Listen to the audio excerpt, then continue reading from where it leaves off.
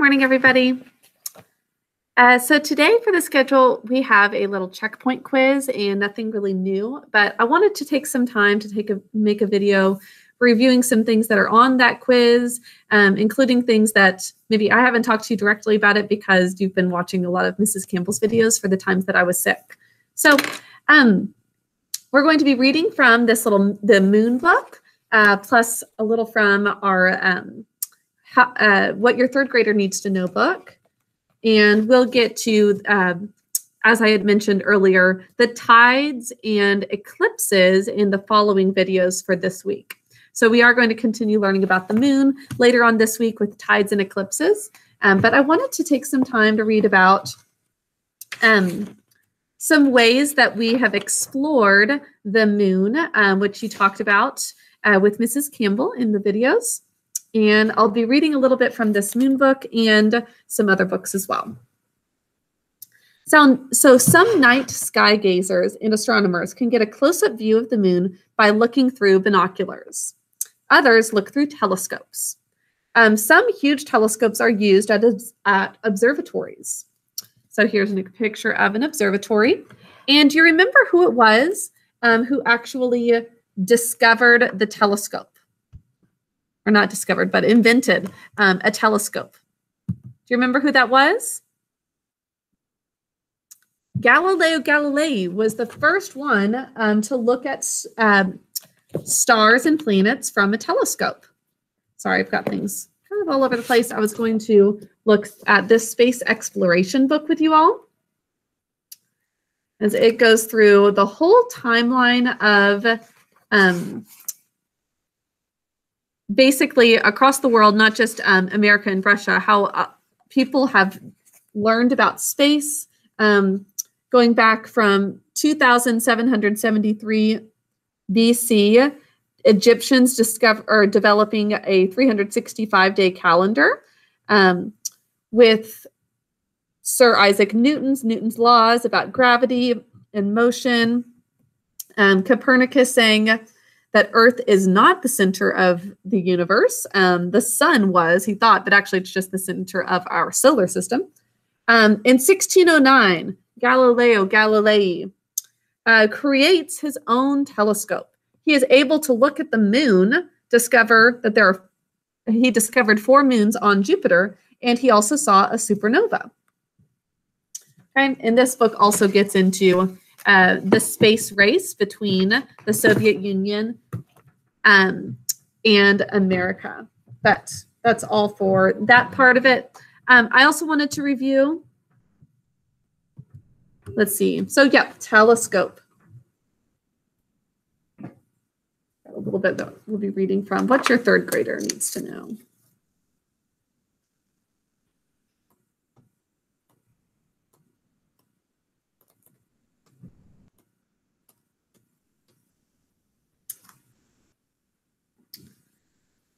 Okay, so how do we learn about outer space? It talks about.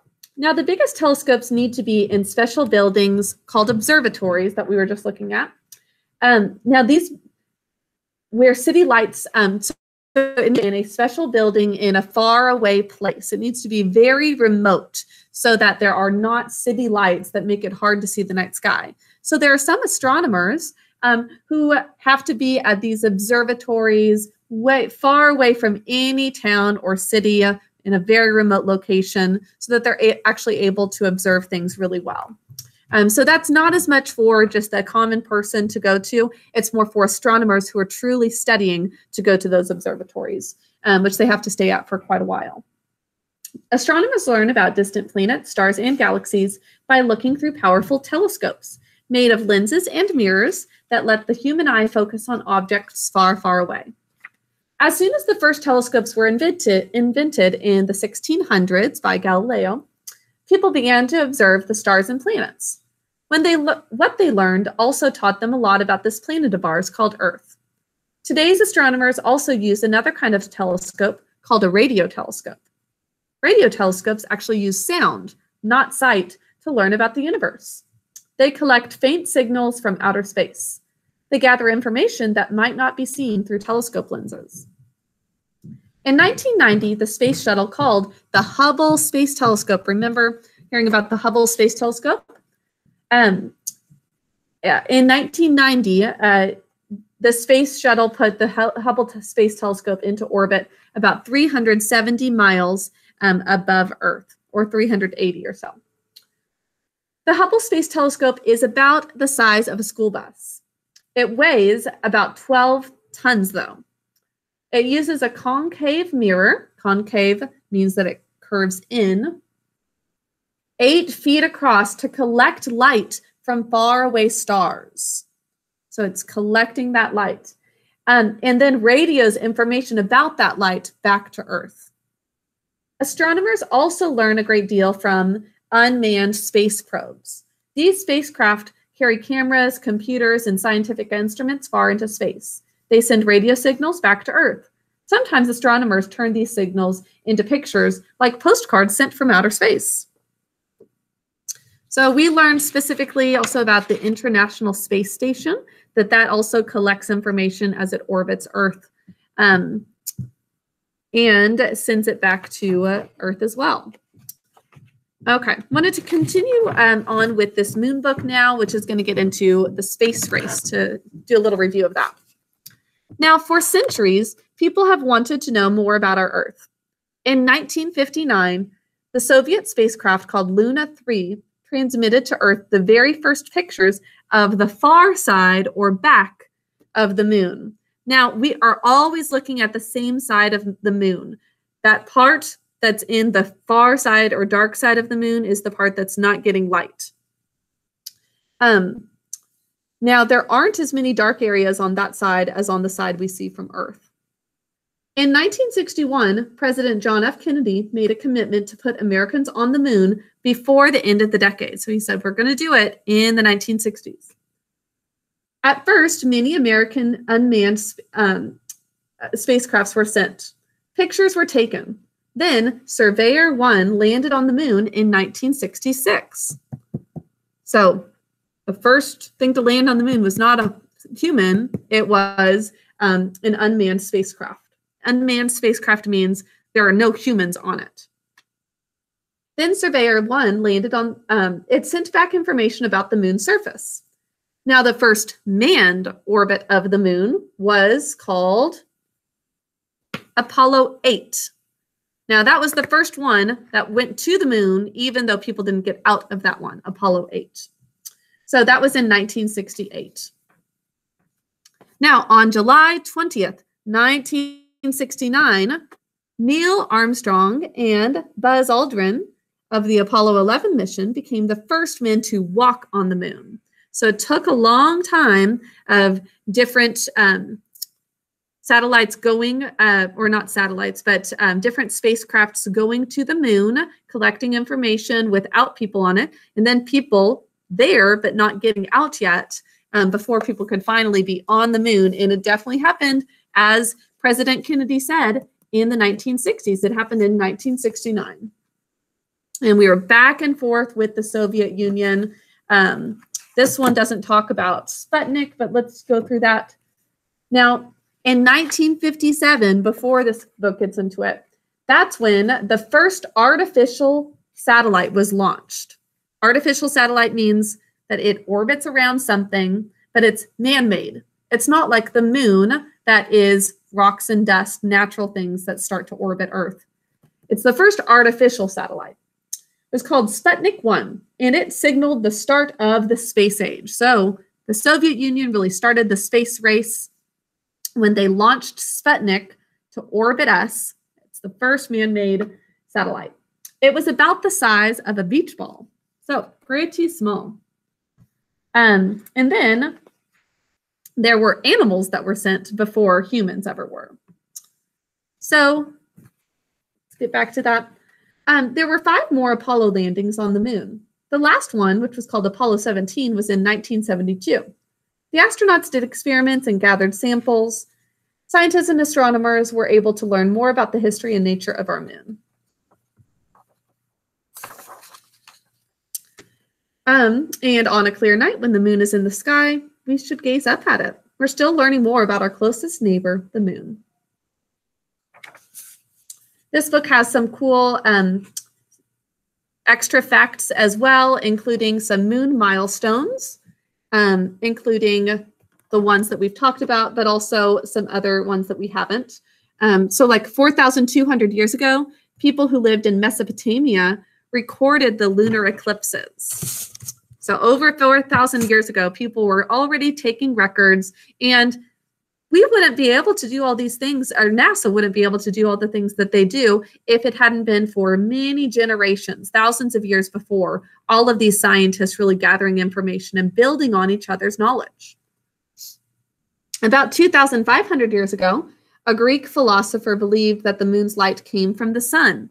So 2,500 years ago, he realized what we're looking up at in the sky is not the moon's light, it's actually the sun's light reflecting on it. About 2,200 years ago, a Greek astronomer, Aristarchus, figured a way to measure the distance from the Earth to the moon. Wow. And then a Syrian philosopher, Posidonius, explained the effect that the moon has on tides because of the gravitational pull pulls these tides we're going to talk about later. Galileo in 1609 was the one who made a telescope to study the moon. The first pictures of the moon were taken in the 1850s. Now, the Soviet spacecraft Luna 2 was the first spacecraft to reach the moon. It crash landed, though, and then Luna 3 took pictures of the far side of the moon, as we saw. I wanted to go over this since it's on the quiz. Who was the person who said, "That's one small step for man, one giant leap for mankind"? Neil Armstrong, that's right. And that meant this is just one little normal step for me, but this is huge. It's monumental for mankind that we are walking on the moon, that men came up with, and by men I mean humans, invented technology to be able to get to the moon and safely walk on it as well. That's huge. A couple of legends to focus on too. Specifically, I wanted to talk about the Viking one since we've learned about the Vikings. The ancient Vikings believed that the dark shapes on the moon were of a little girl and boy who were kidnapped while getting a bucket of water. So that's the image that they thought they saw. Here is the cow jumped over the moon. Some of you probably know that. Hey, diddle diddle. The nursery rhyme has the famous line, "Cow jumped over the moon." And here is one about Native Americans. We'll get to that one too. Some American Indians believed it was not good to go hunting if the points of the crescent moon were upward. A little crescent moon. So they thought it was not safe to go hunting. They had the superstition about that. So we've got some other moon facts here, including that gravity on the moon's surface is about 1/6 of Earth's gravity. That means if you can leap 5 feet on Earth, you could leap 30 feet on the moon. The largest crater on the moon is 183 miles across, and it has a name, Bailey. Okay, that is all for this book for now. Let me see if there was anything else to review for that checkpoint tomorrow. So a few things that we haven't talked about for a while. What is the name of our galaxy that we are in? So our solar system is in what galaxy?